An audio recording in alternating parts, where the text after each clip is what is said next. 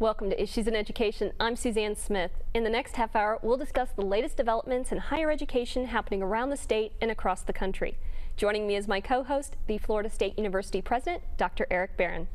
Today, the topic of our discussion is research. We often talk about it at the graduate and faculty level on this program, but today we're talking about an aspect that most people don't expect to occur during the first years of a college experience. Our focus is on the research done by undergraduates at Florida State University. Joining us today to talk about this are two juniors at FSU. Al Heartley is a theater major, and Andrew Attar is majoring in chemistry. Both have just received the first Atlantic Coast Conference fellowships for undergraduate research at FSU. At $5,000 each, these are the largest awards for undergraduate research at the university. Thank you both for joining us today. Thank you. So welcome. And you know, the first thing that comes to mind is ACC is all about sports. Mm-hmm. So what are you doing with an ACC Research Scholarship? Well, the ACC gave all of the 11 universities $10,000 for undergraduate research. So FSU decided to use that $10,000 to give two very big $5,000 research fellowships to two completely different areas of undergraduate research. So I think that it's highlights something that people don't really think about, which is that how well tied the sports world is, the college sports world is to academic performance at the school as well. So I'm really happy to have the ACC. I think it says a lot about the ACC that they're supporting undergraduate research. Tell us about the different projects you're doing and under what banners they fall under the categories for this research. Well, my project is under the humanities or artistic portion that the FSU Undergraduate Research and Creative Endeavors Office decided to go with. And I applied in the area of theater. I've been a theater major since I've been at Florida State. I've done theater for quite some time. And here I've kind of dabbled into a lot of things in acting and directing, working backstage. And my particular project, I decided to focus on directing a play, as I'm really interested in how practice and research really go together in the arts. So I decided to research a new playwright. He's very young, only 28 years old, and his name is Terrell Alvin McCraney. And he has written a trilogy of plays, 3 plays called the Brother-Sister plays that have premiered in New York, they've premiered in Chicago, in London, practically all across the country at such a young age. And I really am interested in focusing on African Americans and African American culture and how they are pushing the boundaries and how they are kind of taking the next few steps in African American culture. So I decided to apply and decided to do some research about the play, which I decided to direct, called The Brother's Size.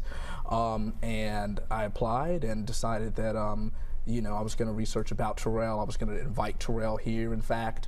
And sure enough, I received the ACC fellowship. And the director's, the playwright is actually going to come visit. Will he see your play? He will see it. He will see it on Friday night. So it's very nerve-wracking, but very exciting at the same time. And it's a great honor that he was able to come to FSU. Wonderful. How about you? And my project, I guess in very general terms, focuses on fundamental energy transfer processes and Okay, what is that? Right. I don't know what that means. So I'm sorry. we study materials that absorb light at the fundamental level. So if you think of a photon, it's very small. We focus on the materials that absorb that light and how they transfer their energy. So we work with nano-sized materials because they're the potential building blocks for next generation solar cells, basically solar panels. And specifically, I work with these materials and try to figure out how to essentially optimize energy transfer at that level, so that when you build it up to the larger scale, the solar cell, the solar panel, make it most efficient. So do you imagine that the materials you're working with will sometime be on the rooftops of houses in Florida? Yeah, making more effective energy absorption. Absolutely, I think so. We're working on making that happen. Actually, we want to study how we can make it also, by the way, affordable. So by making it more efficient, more easily, then it'll be affordable for people to put on their houses and actually use in the real world. So. I have sort of a curiosity question. You applied for this back in October, and you just recently found out you got it, but both of you have already been working on these research projects. So how far are you into your research on these areas? Go ahead. I've been researching and kind of studying and being with Terrell's plays ever since about last summer. I was selected to be a casting intern at Steppenwolf Theater Company in Chicago, and that's where I learned about Terrell. That's where I had kind of heard about it, and my faculty mentor, Dr. Mayorga, had mentioned he's a young playwright, he's very new, and he's really doing some very different things in theater. So I started kind of doing some research about the things he was doing, some of the elements that were in his plays.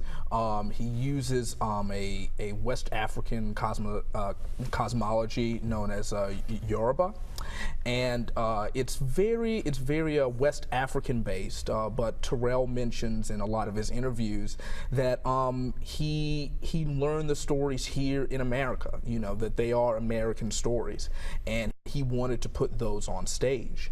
Another thing that he's doing is really messing with and really playing with the structure and the form that plays are written in. For example, in the play, his stage directions are actually said. So, for example, if someone enters, a character would actually say they enter, instead of it just being written in him entering into the space. So I've been with him for a little bit, and it's been very interesting to have him here and talk about what he thinks about his plays, what he thinks about his work, and it's really kind of shifting in some ways, kind of my finalized ideas about what I'm going to write about and what scholarship I'm going to put out there for him. Yeah, and I've been also been previously in my research project before the ACC fellowship came up, but yeah, I've been in the lab for about a year and a half, and really started getting my project off the ground back in the summer when I decided to do my honors in the major thesis. And so yeah, I started with that, and I'm actually in my second semester of that, which means that I've just finished writing my honors thesis. It was actually due today, and I'll be defending it in 2 weeks from now. So yeah, I've come along this far, but the ACC fellowship is really going to help me go to the next level from here. So Did you see this coming when you applied to FSU? Oh, absolutely not. I didn't even know that undergraduates did this kind of like cutting edge research like this. So. Yeah, and I hadn't even imagined really doing any kind of research being in theater. A lot of people consider, or at least when I was in some classes, they consider, you know, a lot of research goes into the sciences, engineering, mathematics. So before coming to FSU, I had no idea I would be this interested and curious in theater. How did you get in? How did you find out about the ACC fellowships or other fellowships and the research available at FSU?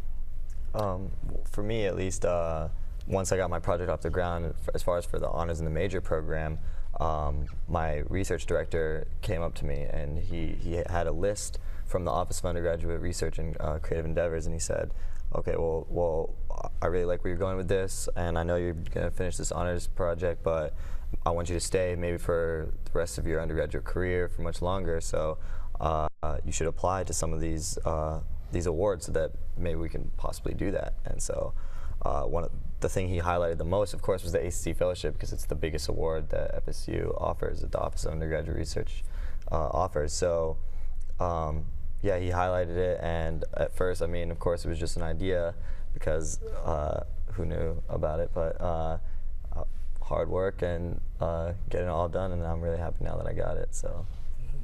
Al, how'd you find out about this program? I found out about it through my faculty mentor, who's also my honors thesis director as well. And I was working on a separate project at the time with my honors thesis, and we were trying to find funding for to help fund the thesis and the research behind the thesis. And so my mentor sent me an email, same way, about these awards that the Undergraduate Research Office was coming out with. And a lot of them seem very interesting, and I saw the ACC fellowship. However, I thought about, okay, do I want to do another project, or do I want to apply to my honors thesis? And ultimately, I kind of pulled out of my back pocket the research I had done about Terrell and his plays, and I really decided that this would be a good chance to bring a new playwright to FSU, as well as bring a new kind of production to FSU. So it was, for me at least, it was a long shot. It was kind of saying and convincing people, here's why we should do theater, and whatnot. So, but it, and then it happened by the time we came back from Christmas break. So it was a wonderful surprise, but also it was a wonderful honor. The faculty at FSU have a reputation for really enjoying working with students, and yet you can imagine with 41,000 students, this level of interaction is remarkable. And so maybe you would just describe what it has been like working with a faculty member, basically one-on-one or in their labs or with their graduate students. For me, my research director, he had come to FSU from doing his postdoc, so he had just moved here about a semester before I met him for the first time. And so I was actually kind of lucky about that, because he was just building up his lab and just bringing on graduate students, and so I got had a more direct relationship with my mentor, and he has been infinitely helpful for me throughout the entire time. It's really almost amazing how he could set up a cutting-edge lab at the same time and care about my graduate school. And how did you find him? Was it through a class, because you had taken a class from him? Or? No, I actually, when I realized that I wanted to do research, I started reading up on the internet about, on the FSU website, faculty member research interests, and I just started reading through it, and of course I didn't understand anything, but I realized that around the sort of area that I wanted to be in, and just started going and meeting the faculty members, and I was actually kind of surprised when I was emailing them how excited they were that I was so young and coming in and wanting to research.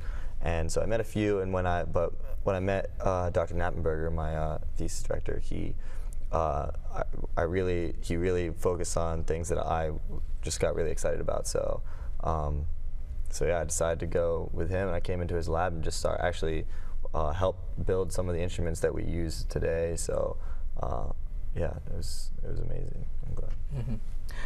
I had met or at least heard of my faculty mentor, Dr. Mayorga, about my freshman year when I came to FSU. I was getting introduced to, of course, some of the classes with some of the graduate students that were teaching them, and I heard about this new professor that was from Stanford, and she's a Chicana. And so I was really interested and really curious and saying, well, what is she interested in? What does she like to do? And I didn't take a class with her until about the spring of my sophomore year. And a lot of people I had heard from just said, she's tough, she's tough, she's tough. So it was a little intimidating going in at first. And I took a class called African American Theater with her, which was offered every so often, and I decided to take advantage of it. And I had really gotten to know her, and what I really loved about her was that she asked a lot of her students, and she asked a lot of us.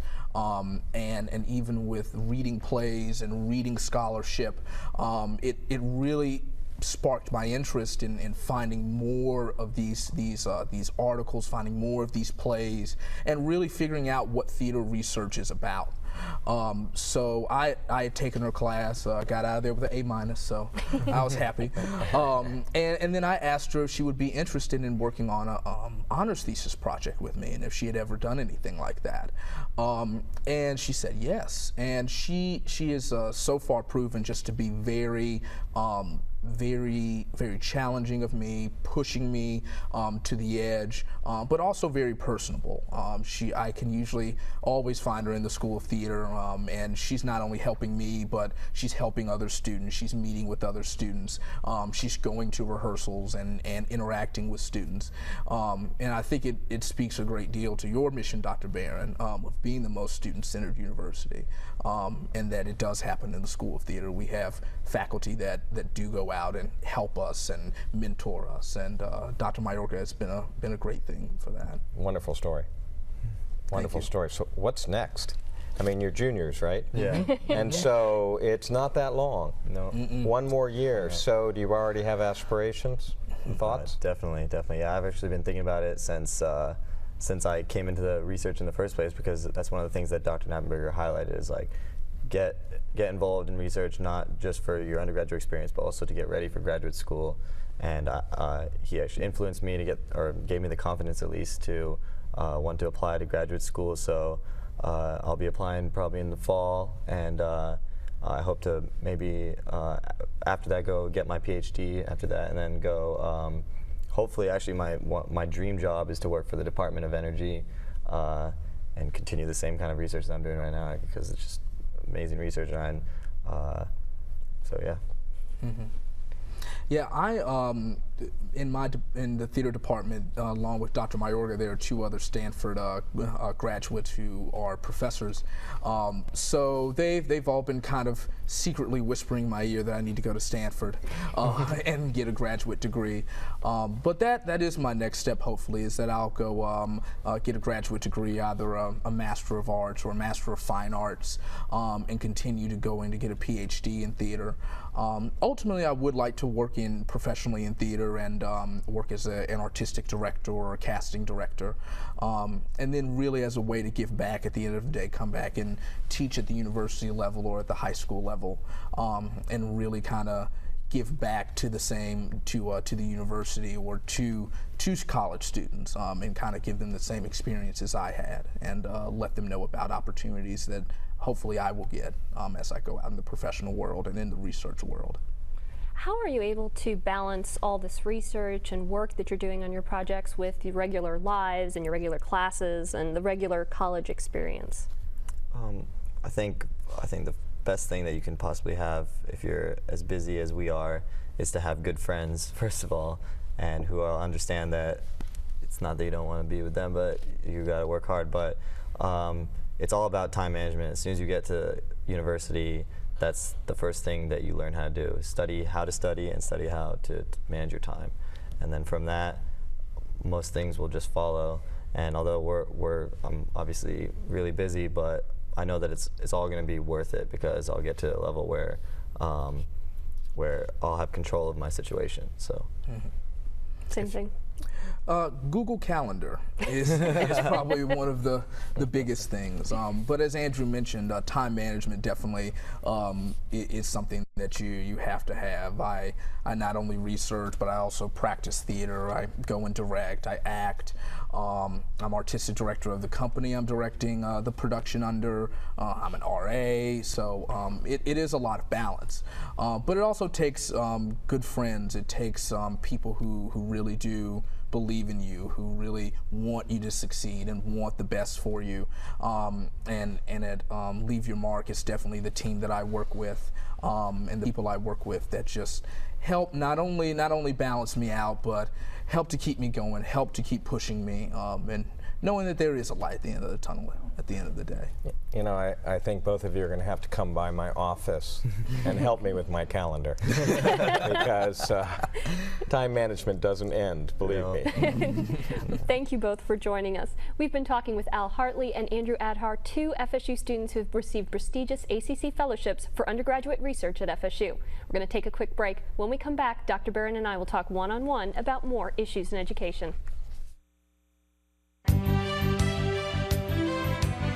This is not a university presidency. This is the opportunity to take the Florida State University to the next level. We're attracting a student body that can go off and do great things. I'd like to get the job done. That's really what I'm about.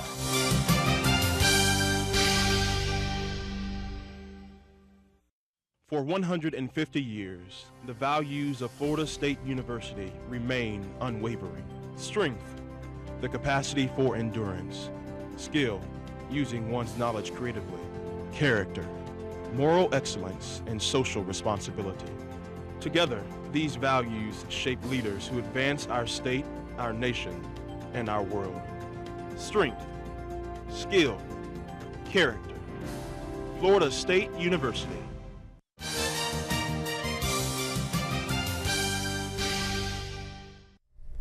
Welcome back to Issues in Education. I'm Suzanne Smith, sitting with Dr. Eric Barron, the president of Florida State University. Dr. Barron, we've been talking with Andrew Attar and Al Heartley about the ACC Undergraduate Fellowship they've recently received. What is it like to hear that undergraduates like Al and Andrew, who both have 4.0s, talk about the opportunities and experiences they've had at FSU?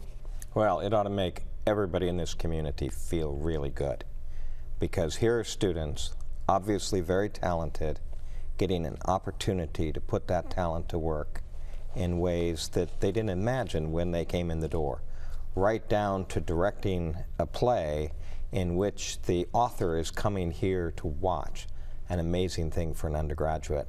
Or in the other case, to sit there and realize that you could transform solar energy in a nation based on the materials that you might design.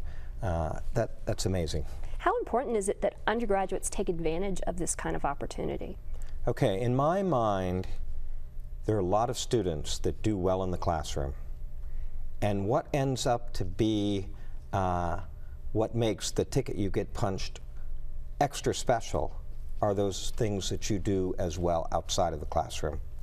And so not only does this suggest a commitment, and a commitment beyond getting good grades, but these are students that have taken a project from the conception, from an idea, mapped it out, completed it, and then in one fashion or another present it.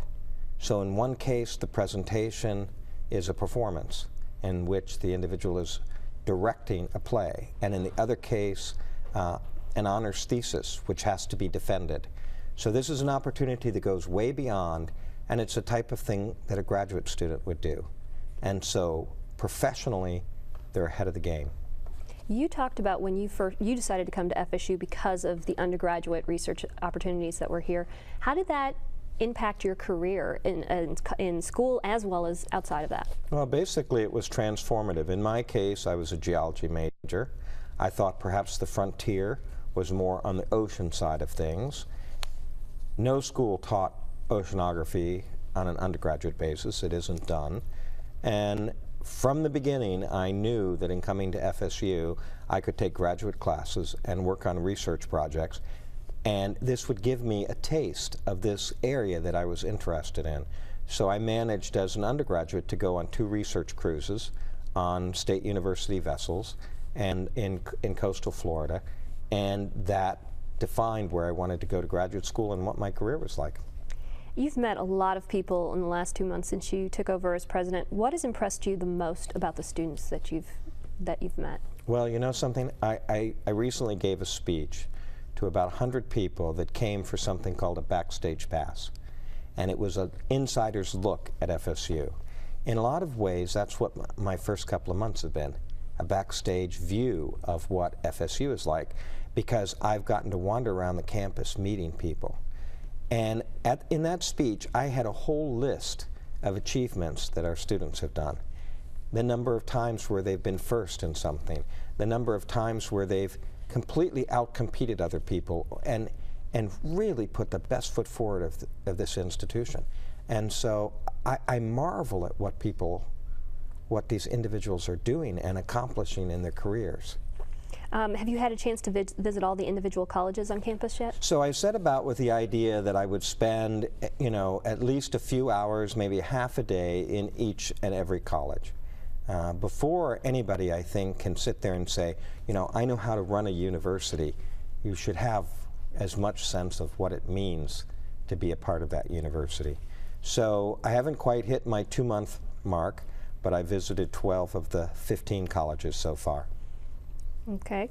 The April is now, we're going through these questions here. April is the final month of the 2010 legislative session. How does FSU and Florida's higher education stand right now in the budget process? Okay, well, the state budget is tough, and the state budget next year will be tough. And so it's very difficult to imagine scenarios in which our budget isn't cut again. It is more modest than what we've experienced over the last few years. But after what you've experienced for the last few years, every nickel is precious. And so there is a range. The House bill and the Senate bill are quite different.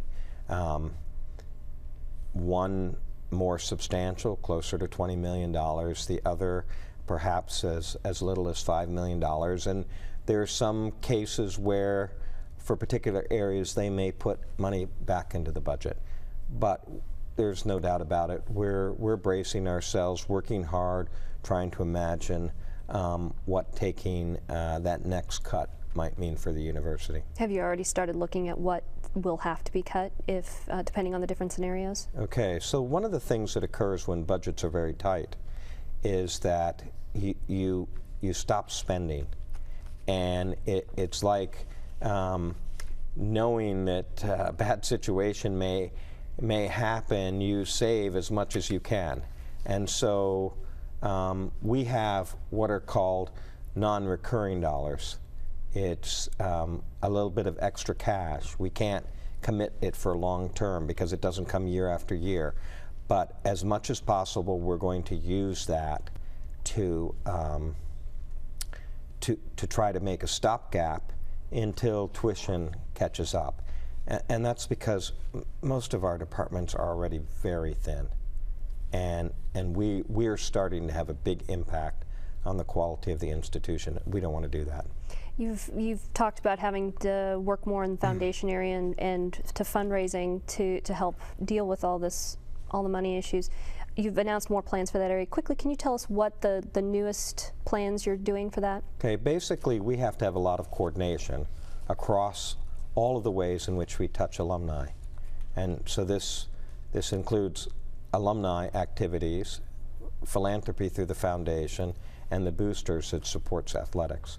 So we're going to have a vice president who helps coordinate all of those areas. We won't have a president of the foundation.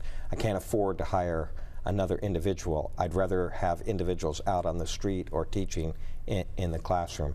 So we're not going to change the number of people, but we do have to change the level of coordination. And then we're also turning around and putting 13 people, 12 to 13 people in colleges out on the road talking to our alumni. About half of those will be hired from our brand new graduates. That's wonderful. Thank you very much. That's our time for now. Please join us again next month for more Issues in Education. You can watch the premiere episode of Issues in Education the first Wednesday of every month at 7:30 p.m. That means you can see the next new episode on Wednesday, May 5th on WFSU TV. Join us as we discuss the latest developments in higher education happening around the state and across the country. If you have questions that you would like us to address on this program, you can email us at issues@wfsu.org. Again, that's issues@wfsu.org. If you would like to see past episodes of Issues in Education, head to the President's website at president.fsu.edu. I'm Suzanne Smith with the Florida State University President, Dr. Eric Barron, for Issues in Education. We'll see you next time.